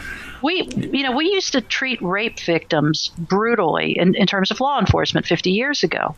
And now we have an awareness that it doesn't matter how short her skirt was or that she had on those sexy high heels. We have got to get to a place like that for suicide widows, where when they have just experienced the worst trauma they'll probably ever know, that they then become the lead suspect in a murder investigation. And then society, that was the worst for me, was society treated me like a leper.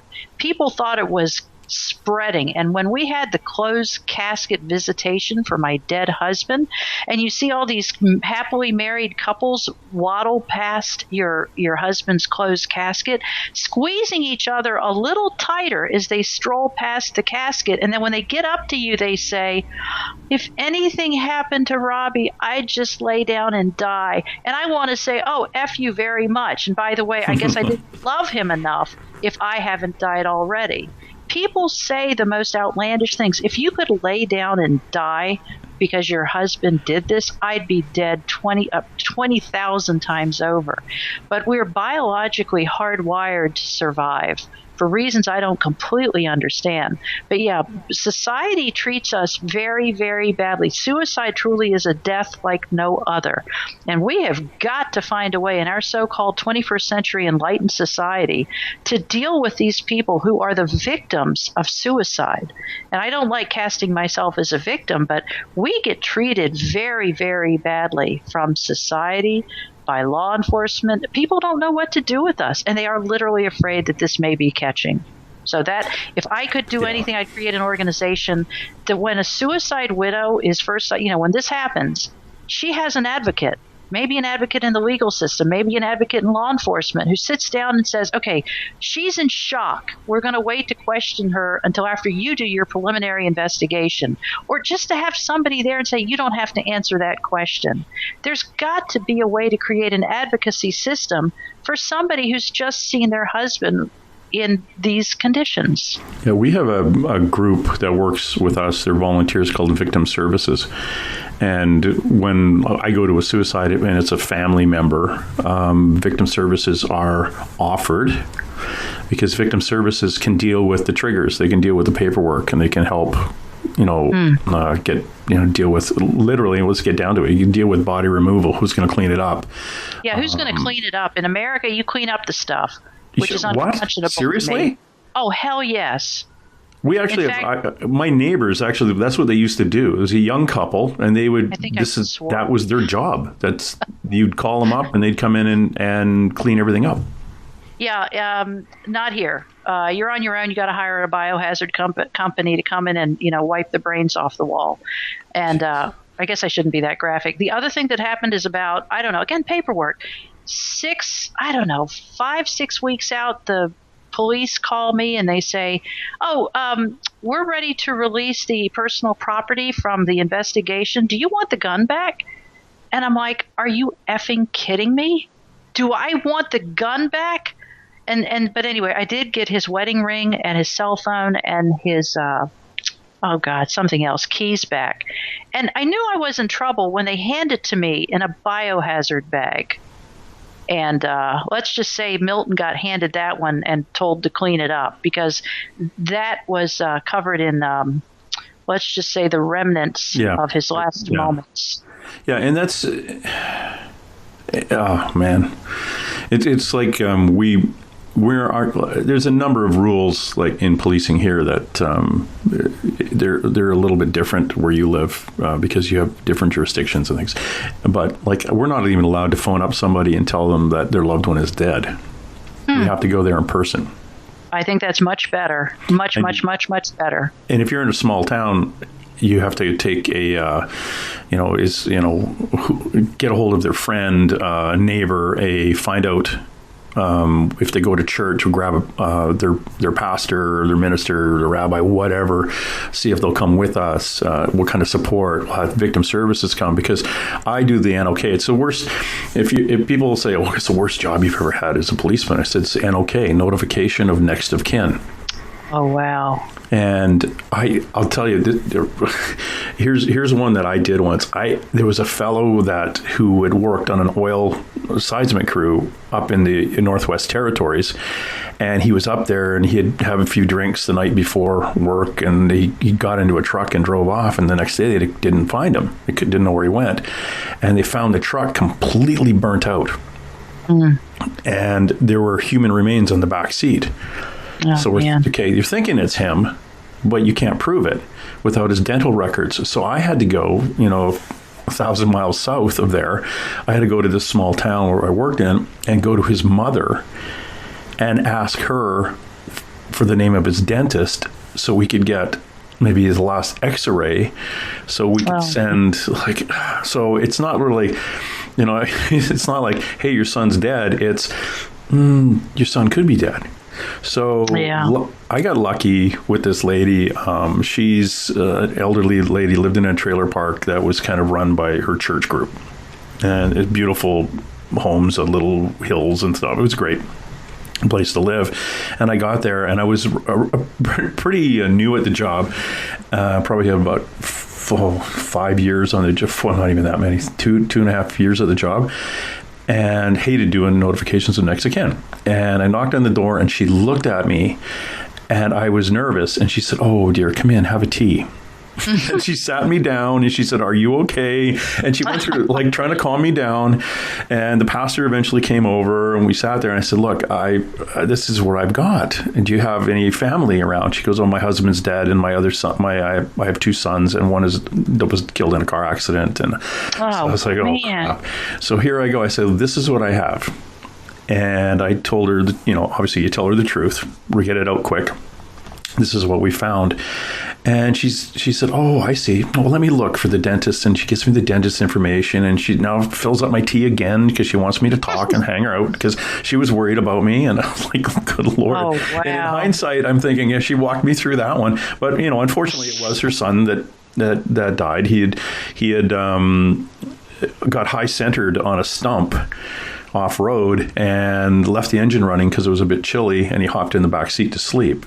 And then the engine caught fire, and then the smoke went through, and he died of smoke inhalation, and then eventually the whole thing burned. But I go, oh my gosh, I hate those. I've actually knocked on a lady's door to tell her her garbage cans had, a bear had knocked them all over the back. It sounds like I live out in the forest, but I don't. But anyway, a bear got through and knocked a bunch of stuff out back, and I knocked on the front door of this lovely older woman's home, and she opened the wooden door and looked at me through the screen door and screamed and slammed the door. Because probably every time a policeman ever knocked on her door, he was telling her that somebody had died. Oh, man. So I was like, okay, I understand. And I'll just she'll know that I fixed all her garbage cans for her. Everything's okay. But, oh, golly. But she must have been in her late 80s. She just, a little thing, opened the door, looked at me, and her eyes just got big, and she screamed and slammed the door. Oh, nobody can die if I tell the policeman to leave. It's like, yeah. Anyway, again, I rambled.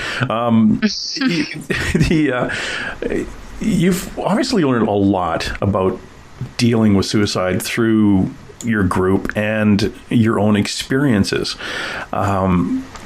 You talk about this group. How would somebody get a hold of them? Is there do they have a website?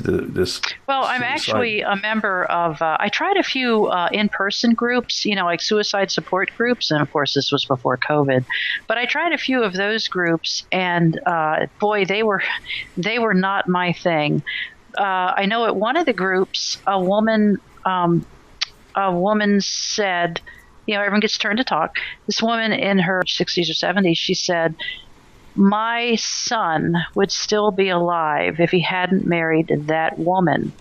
And that's the thing. The wife gets the blame. If the husband kills himself, the wife gets blamed. And 2 years after my husband's death, 2 years, I got a text from one of our quote friends that said, do you think he killed himself because you were cheating on him? How do you answer that? It's like, have you stopped beating your wife yet?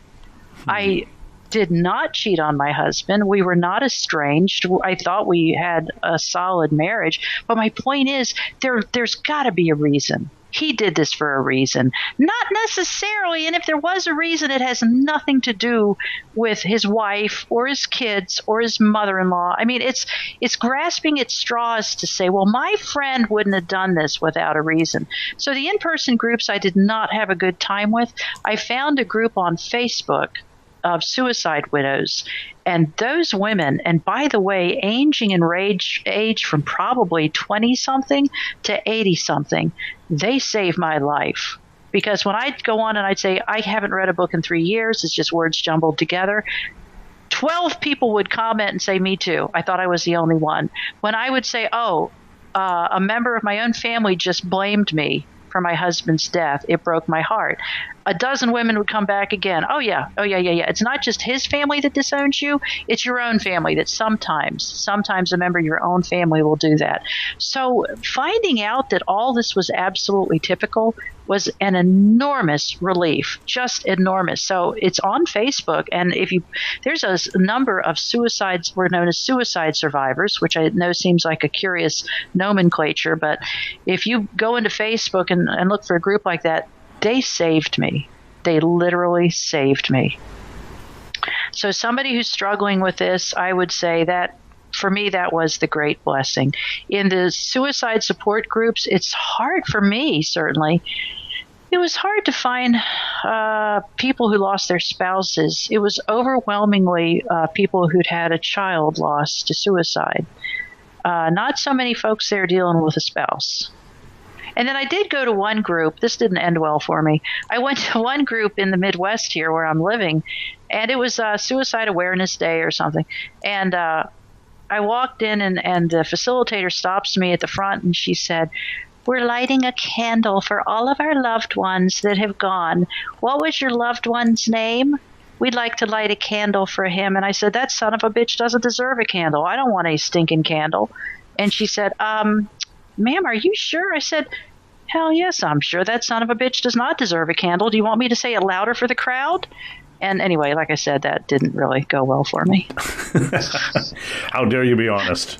Yeah, I know. But yeah, I mean, his last words blaming me, and there was some other stuff going on. I found out after his death he'd had affairs, blah, blah, blah. It's okay to be angry.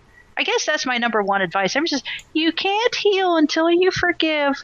What? No, I think it's okay to heal even if you feel some anger. Anger is a very normal human emotion. I don't think you can let it consume you, but right. I think it's perfectly normal to feel anger. Anger is, I find that it, in hindsight, is just an over manifestation of frustration. Yes. I get frustrated with this, then anger. I've been really good at not being angry. I was gifted, this is kind of weird, gifted a meditation about almost 4 years ago now. I was just doing some breathing exercises, just kind of calming down and relaxing before bed. And all of a sudden, I got this thing in my head that I had to go back as far as I could in my life to where I could remember being bullied or picked on or whatever, and add 3 words to it. I forgive you. Huh. And then the trick was, do not dwell on the incident or the power of the words. It was, and I describe it as sticking, like working at the Chiquita banana factory, putting the stickers on the bunches as I go by. That's how quick. So I went back as far as I could. And I did this for 6 or 7 nights before bed. I just laying in bed, going back. And some days I'd remember an incident, I'd add it. And so obviously there's days that I forgot an incident, but I would just like, I forgive you, I forgive you, I forgive you, I forgive you. And about the 6th or 7th night, whatever it was, I went all the way back to the first one and said, remember the incident, and said, don't care. I'm no longer, it was like I gave everything back to all those individual people. And the byproduct of that is I cannot lose my temper. I can be frustrated, but I couldn't get mad at somebody. Somebody cuts you off in traffic, I kind of giggle.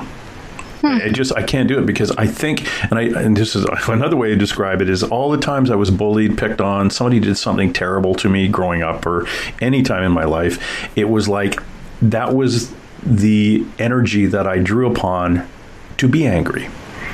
It was like every time somebody picked on me, I put an arrow in my quiver to be used against someone else. Well, my quiver was empty because everything had gone back. So I swear to God, I was like 3 inches taller the next day. I was walking around just kind of floating, going, "This is really weird." And I've told other people who've done it, and I always say I was gifted it. It just totally came to me. The entire thing just went inside of me, and I started doing it. And then I will do it every so often, again, just to update all silly things that have happened in life. But the forgiveness thing, and one of my good friends, Denise, I told her that because she carries a lot of stuff.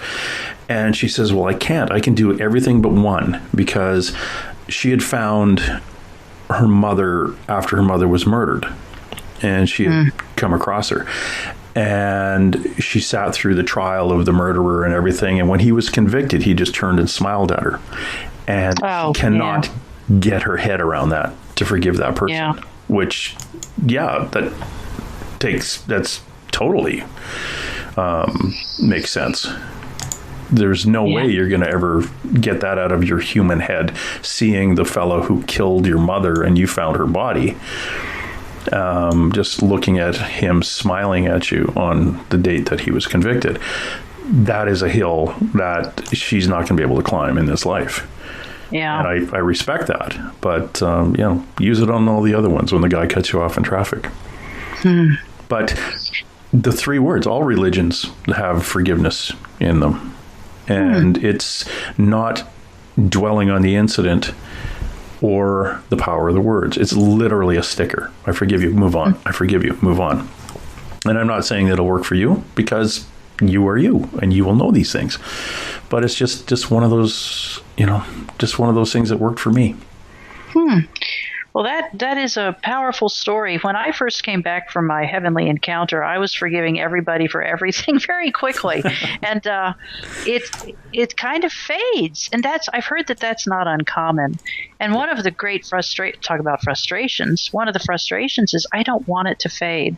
I want to be the person that I was a week after I came back from heaven. But I did talk with some spiritual people that I trust implicitly, and they said it'd be hard to function in society if you spend all your time walking around talking to angels and hearing them sing. That we're here to be a blessing to others, not just to listen to the angelic music 24/7. So, but yeah, I want to stay in that holy, uplifted, elevated place. And boy, this is a hard place to do that. It really is. Oh yeah, it is, because we are interacting with humans. Yes, and some are nicer than others. And that's, I think, and it comes down to taking that step back and looking at why are we here? Why are we? It's not. It's more the royal we than the group we. Why are we, the individual, here at this point in our life at this time interacting with these people? Yeah. Are we giving, or are we giving the other people something to take away on their path, or are we taking something from them on our path, or is it a mutual give and take as we bump into each other, as we're deflecting off the bumpers on the bowling lane heading down to the end of this existence in this life? Who knows? I know we'll know once we die. But let's not do that yet. Sometimes not even then. Yes. Yeah, you don't get all the answers. Come on. Yeah. We'll give you all the answers, but then you're not going back. I actually think that's how it works. Yeah, I interviewed a fellow named Jim Mars a couple of years ago. Jim wrote the book JFK that the movie was based on, and he has a big conspiracy theory about John F. Kennedy's assassination. He was a reporter down in Dallas. I think he was what you'd call a cub reporter or whatever back in the day when that happened. Yeah.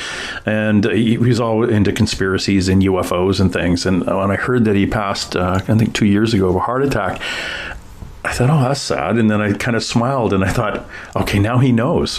He's got all those answers he was looking for finally, but he just can't tell us. So, yeah, we'll get this figured out. We just won't figure it out while continuing to wear this meat sack that we've been provided. Yep, I believe that's true. I really do. And then I think kind of the twist of it all is by the time we get there and we get it all sorted out, we see that in the big picture, it wasn't really that big a deal. Yeah, in the great scheme of things, I think this could be just my opinion. I think we get to the end and we go off and do our thing, and we go up to heaven. We go to where we're going, and you kind of sit down and they look at you and say, "So what did you learn?" Well, I learned this and this and this. Okay, And if you had to do it all over again, what would you do? Well, I probably wouldn't do that. And I say, yeah, okay, fine. Okay, move on. Would you like to go back? Well, maybe not. Yeah. I don't know. It's like, I'd like to go back. No, could I hang out here a little bit longer? Yeah, I just got a new kid. I'd like to see her grow up. Well, yeah, okay, fine. And now you've got your own near-death experience. But yeah, it's funny. I've just talked to a lot of people with near-death experiences, and there's a difference in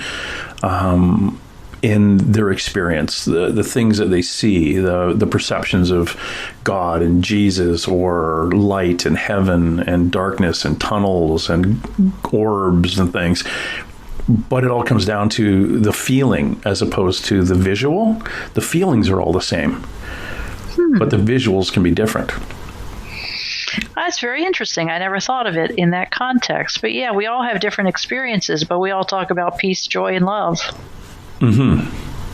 And just, well, the woo-woo way of saying it is like love and light. It's just pure love and light, and it's overwhelming. Yeah, fascinating. And if you guys want to chat a little bit more with Rosemary Thornton, that's who she is on. If you are on the Facebook, Rosemary Thornton, look her up. There's a picture of her and a dog. No, that's Teddy the dog.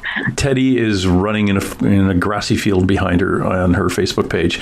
So go if you have a question for her, or you can also go to the website, which is searshomes.org. All one word, searshomes.org. Like Sears, like Simpson Sears, for us who are over a certain age. Yeah, Sears, or Sears Roebuck if you're really, really old.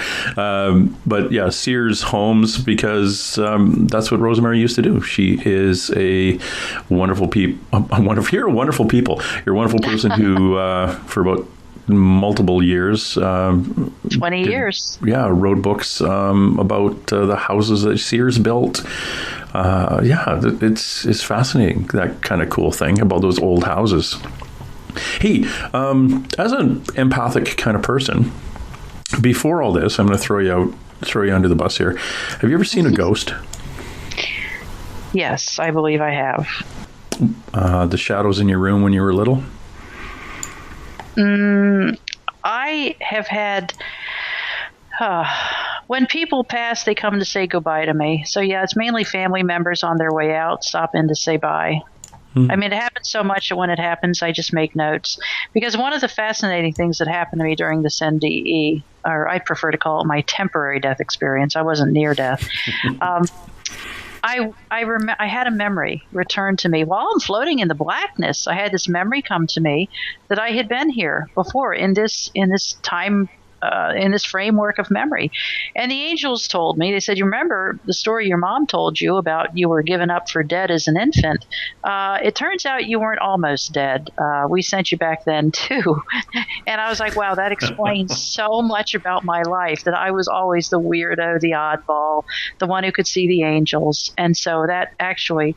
it was so funny. Earlier we talked about that when you die and come back, sometimes people call it, people who've had multiple NDEs call it an upgrade on their psychic abilities. Yeah. I get that. I do get that, because that experience realizing that I had been in that place before and had come back, answered a lot of questions I had had for 59 years. So throughout my life, it has become such a thing that people come to say goodbye before they leave that I keep a ledger of, okay, somebody came at 11:13 on Wednesday. I'm pretty sure it was Aunt Sally. I heard her voice, and then I get a call an hour or a day later that, well, Aunt Sally passed, and I look at the time and it's always right. So yes, that has been a lifelong experience for me. Mm-hmm. So you've had two death experiences. One is an infant. Yeah. And I just recently, after coming back from this, I started reading up on the near-death experiences of tiny children, and it is a life-changing thing. And feeling an oddball is a very, very common experience. Very common, yeah. I've talked to some people with near-death experiences, or like I like to call them death experience, like you do. Because you do die. It's not like you're nearly dead. You were dead. Death experiences are survivors of a death experience, we'll call it. This opinion, like the first one, we'll call it the first one, where all of a sudden they have a belief system change, or they start seeing things they didn't see before, or hearing things they didn't hear before. It's almost like on the other side, they said, okay, she knows we're here. We don't have to put that filter on anymore. It's like, why we have to keep this filter on? She alrea's been here. She's seen the room. She's seen the chair. She's seen she's walked the tunnel. She knows it's here. She's good. And she's that's back. A great way of looking at it. Yeah, they don't have to work so hard on trying to hide behind things anymore. They'll just come right out. One of the other questions I have for you, do you still wake up between 3 and 4:30 in the morning? Not so much, actually, which I consider a mercy. I used to have very troubled sleep, and now my sleep is much more peaceful. Nice. That's good then. And the other one, finally, is you're dreaming while you're dreaming? Oh, that's an excellent question. I don't know. I'm not sure. I don't know. I think I have maybe a little more awareness of that. Yeah, but I don't know. Well, the nightmares I used to have seemed so realistic. It was a torture to have that nightmare again and again about him. Could you wake yourself? If you saw that nightmare coming, could you wake yourself up before? No, no, it seemed so real. Yeah, it just seemed so real. And that was one of the reasons it was such a blessing to have my buddy Milton in the same house, because I would scream. And that was part of his gig for 2.5 years, was when he heard me screaming, he would jump up out of bed, run into my room, and shake me awake. Those nightmares were I'm not being silly, but they were tempting me to kill myself, because if you can't get peace and sleep, you're in trouble. Yeah. And that's the hard one. My father, I think he was like 18 years old to 24 years old, 22 during the Second World War. And he was a gunner in a light bomber, flew over France and used to bomb the Germans over there. And his friend, another young kid, was in a bomber beside his, and my dad was looking out his little turret on the plane and watched his friend's plane get hit by flak, catch fire, burn, and just fall into France. And after the war, he came home and lived with my grandparents, and he would wake the family up screaming, "We're on fire, get out, get out, get out." And he's doing this crawl with a Winchester rifle through the house on his belly. And my grandmother had to come and sit on him, wake him up, and pull the rifle away. And they had to sell the rifle to get it out of the house. But my dad went through all those PTSD nightmares too, back before it was called PTSD, and back before he could do anything. Luckily, he didn't. He never drank or anything like that. He was with his parents. So after the Second World War, he moved home and lived with his parents until he met my mother, and then moved in with her. So he had a family support system to get him through that. That is wonderful. The nightmares, when they described them, it was him, and it was all based on watching his friend. Again, we have these feelings, we have these effects on in our memories that we had absolutely no control over. He had no control over the plane beside him blowing up. And that was his best friend, and he was gone. Yeah. And there was nothing he can do. When we have that happen, we had no control over that outcome. It's the loss of control. Well, stress. Loss of control of a situation, or the perceived loss of control. That is what stress is. And when it's that extreme to where it's a loved one's death, and you are a sensitive, empathic person, that's going to manifest in PTSD. It's horrid. It's a horrible thing, but the more you understand it, the easier it is to deal with. And that's the reason this whole thing was such a blessing. I still struggle with loud noises. I still cry easily. There's still issues I deal with, but I'm able to be a functioning member of society again. And prior to this, I was not. I'm able to go to the mailbox. I'm able to, to function in life. And so that's the big difference. And I tell people, and I mentioned this a moment ago, but the real healing, in fact, after I came out of the hospital and I was back home, I flipped open my Bible. It fell open to Psalm 23. And it looked like the words, "He restoreth my soul," were in highlighted colors. And it made me weep, because I realized that is the real healing. Medicine can dress us up, fix this, patch this, take this out. But having your soul restored, that's something only God can do. Yep. Well said. People don't realize that, and especially in the woo-woo community, a lot of the people I talk to and my friends who read tarot cards and oracle cards and things, and they'll come out and they'll say, I wonder what my day is going to be like, and they'll flip a card and get some information. And I pointed out to my friend one day, I said, you can do that with, there's books you can do that with. And she said, what do you mean, a book? And I said, what's your belief system? You can do that with a Bible. You can do that with the Torah. You can do that. Just open a page. And it's as random as flipping a card. And look at the page. And well, I'm not really a Christian or Catholic or anything. I said, it's just information. And all you're doing is you're asking for information, and try it a couple of times. Like, you know, and literally whatever your belief system is. And honestly, you could probably do it with a dictionary. That's a good point. If the Beyond wants to send you a word of the day, what a great book to have words. So, and that is something I see differently. There's signs everywhere. I see signs in the funny little things of life and the billboards that catch my eye. I do feel very much like the angels are still with me, still talking to me. They've had to fade into the background a bit, but yes, I do feel like, I frankly feel like I'm divinely guided, and it's so much different. Before this, boy, I had mission statements and long range goals and short range goals, and now I think, I'd like to go to Idaho. I'm going to go buy a ticket and go now. So it's a very different way to live a life. It really is. Well, the difference with what you are, or where you are in your life, is that you said you believe you are divinely guided. We are all divinely guided. It's just that you know it. And you've said, yeah, I am. Therefore, okay, I'm going to pay attention. You're familiar with angel codes?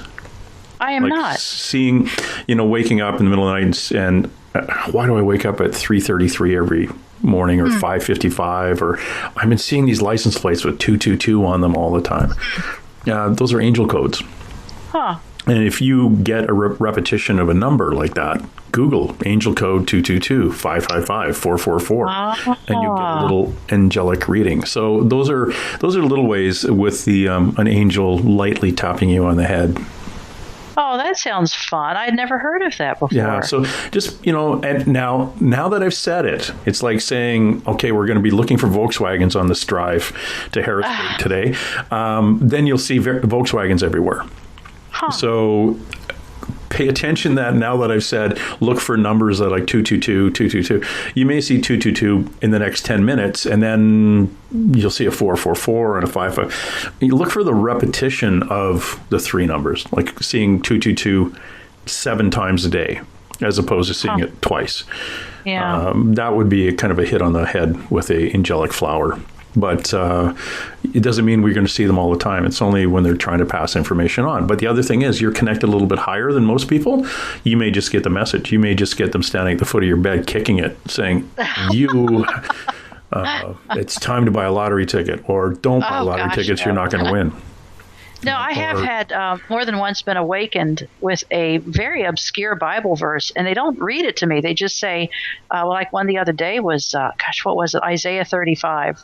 So I thought, I don't even know what that one is. And I look up Isaiah 35, and it's an absolutely beautiful message. I know one that came the other day out of the blue. Gosh, I think it's Psalm 65, maybe Psalm 64, but it says, thy husband will be, thy maker will be thy husband. And I thought, wow, I was just praying about feeling lonely. And then I hear this Bible verse whispered in my ear, and there's my answer. Thy maker is thy husband. So yeah, I do have that experience quite a bit. And sometimes I do hear them talking, but I want to hear them all the time. I don't want it to, kind of come and go. I want to hear them all the time. So that was really interesting and quite powerful what you just said. Thy maker is, or my maker is thy husband? Right. And I think it's Psalm 65. Let's see. I'm not sure which psalm it is. Could that very well be... I just found it. It's 54:5-6, I think. So could that very well be, as a result of what your husband did, is who you are today? Right. Yes, I agree. Who you are today is a much higher vibration person living a life and moving on to the ability to teach with show other people something that's needed at this time.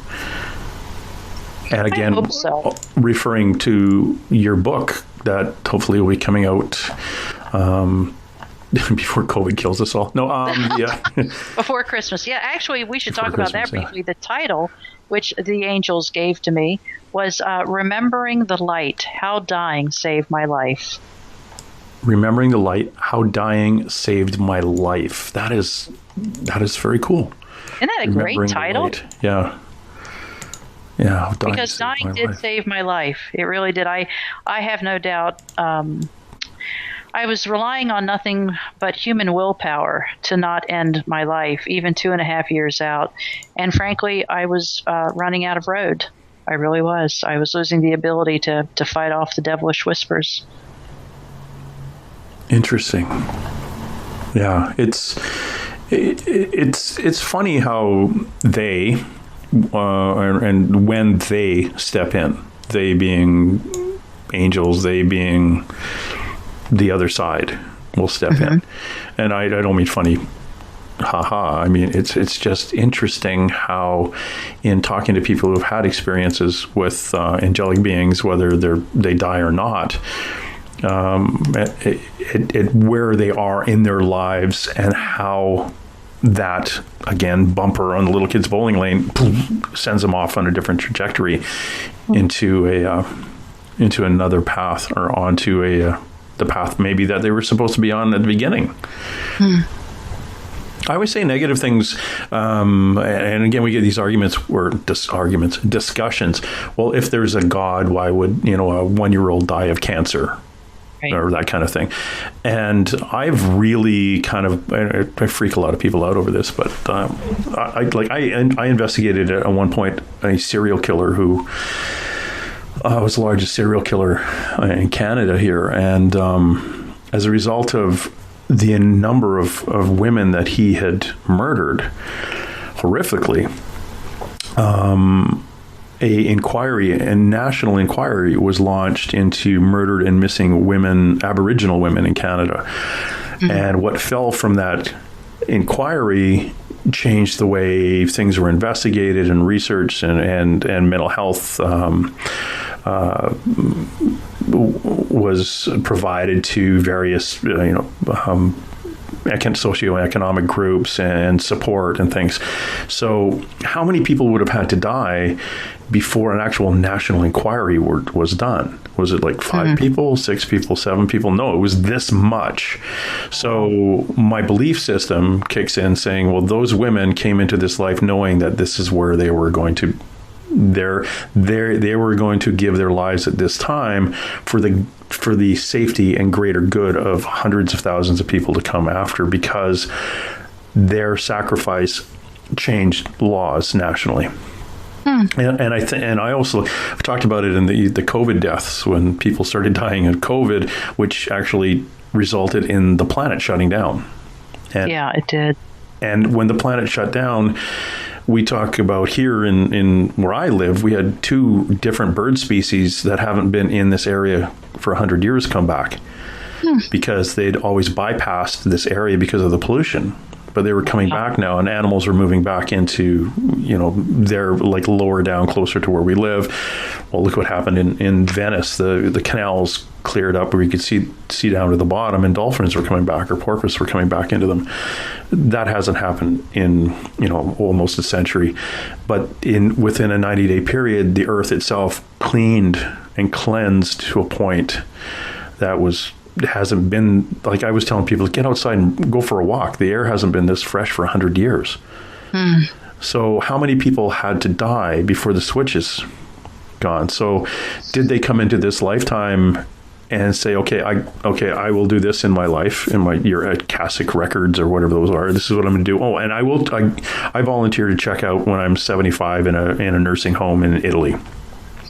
And X amount of people had to cross over for that switch to get hit. And that switch getting hit reminds us that, yeah, we do have an impact as human beings on this planet. So let's try not to have to flip that switch again, guys. You've been given an example that you do have an effect. Now what you do with that information is up to you. Off you go. So I look at somebody's death as the drop in a puddle and the ripple going out, and that death affects people negatively and positively on and on and on and on and on. So a young couple with a baby that is passed is a horrible, horrible thing. But what is the purpose? Universal. It's the universe. What is God's purpose of that child coming in and then leaving so quickly? What has it done psychologically to the people involved, all the people involved, the family, the core family, the extended family, the friends? Has it changed their trajectory in their paths? I'd like to say it has, because that way it gives me a belief that God doesn't just take children or take anybody haphazardly. But that's me. That's my belief system in talking to a bunch of people like you and getting little bits and pieces of info. The where place it goes off the rails for me is having been involved in, I can't think of any better way to say this than a community of people in severe trauma, because I have met so many people in so many various stages of dealing with trauma. The old hackneyed BS, God doesn't give us more than we can handle. Not true. I have seen people shattered and broken by trauma. And in some cases, it takes 10 years to come back. In some cases, 20 years. In some cases, they never come back from it. So I do hear what you're saying. And on a spiritual level, I think there's much merit in it. I do. Because once we get over to the other side, once we die and leave this place, it really is like waking up from a dream. I cannot emphasize that enough. Boy, is that the fact. But for the people mired in it, where it feels like their whole world, it's, I don't know. I guess I'm saying we need to tread gently, because it is, some of this stuff crushes the light out of people's soul. I met a man, I just haphazardly encountered somebody, and we ended up talking for a minute. And I looked in his eyes and I said, "You've had severe trauma, and it wasn't that long ago. What's going on?" And he said, "Well, my son was murdered 6 months ago." And my point is, I can look in somebody's eyes and see it. And that's not a new gift. That's something I've had for a while. But trauma like this, like a child dying or a suicide or a car wreck, I've seen people broken from that, literally broken to bits. Yeah, and I agree. And in my experiences too, looking and dealing with families after tragedy, a lot of it car wrecks, especially when I was in Alberta, in Canada here, small towns with highways running through them. It was friggin' crazy. I think we had one fatality every 3 weeks in a town of 11,000 people. It was crazy. Anyway, I look at the person, the broken person, the person who is suffering as a result of the trauma, and I look at them as a candlelight that others are, or whether they're flocking around that candlelight or being pushed away from that light, that it's that individual who's suffering with the trauma is actually his suffering, he or she's suffering is making others around them do something. So they're so their suffering has caused, like if you didn't have 10 people suffering, you wouldn't have a group of people who support those who are suffering. Yeah. So those groups had to exist, because, and if there are 10 people in that group and one person feels better and actually leaves from the group and continues life, drops that weight off their shoulders and walks out of the group, maybe that's all it was supposed to do. Just fix that one person. So it's like we all have a piece of the puzzle, and our piece may change in shape off and on, but we're all still part of the same picture. anyway, we could go on for days, and we've already gone on way longer than necessary. Not necessary, but we've got longer than I promised. Our hour and 20 minutes. We're almost at the 2-hour mark. So I better kind of let you get on with the rest of your day. Now, I'm really now looking forward to seeing the book come out soon. Remembering the Light, How Dying Saved My Life. And please, anybody wants to follow Rosemary at Rosemary Thornton on the Facebook. She is there, and her website, which is being tweaked and should be coming out with her when the book hits. Anyway, her website's going to be completely different. But if you want to get a hold of her, you can go over to her website. And plus, if you want to look at really cool old houses that Sears used to sell in their kit homes, you can go to her website, searshomes.org. Again, that's searshomes.org, and you can get a hold of Rosemary there if you want to continue the conversation on, which would probably drive her completely insane if you did that. But if you have actually, and if you know somebody who is going through this type of, and I don't mean a near-death thing, but a suicide. If you can't find support, Rosemary might be able to point you off on a path where you might be able to find support. But please don't get a hold of her for her support. I don't think that's how it works. No, that's not how it works. No, please. Yes, there's so much suicide prevention awareness in the world right now. But yes, I've already had a couple people contact me and say, give me a reason not to end my life. And that's, I am not. Here's a lot of pressure to put on you right now, Rosemary. Yeah, please give me a reason why I shouldn't end my life. It's got the wrong number. I'm not ready for that. And I am not a trained mental health professional. I'm just a chick who glimpsed heaven. So there's a lot of miles between somebody who's a professional and somebody who saw heaven. So yes, my email is at my website, and I'm happy to talk with people I also get a lot of emails from somebody who lost somebody to suicide, and they want to hear what heaven is like. And that I'm happy to share. That's beautiful. Well, thanks again. And thank you very much for dropping by. And thanks for writing the book. This is going to be fascinating. And I wish you all the best success with it and getting the word out there on kind of what the heck it looks like in your glimpse of the other side. And as a result of it, where you think we all will be going. Well, thank you. And it's been delightful. I've been making notes. I've learned I've got some great quotes from you. They've truly been very insightful, and I appreciate it very much. Oh, Lord. Okay.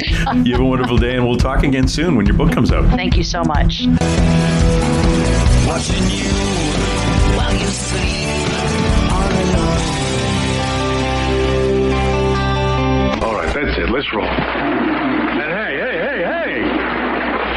Let's be careful out there.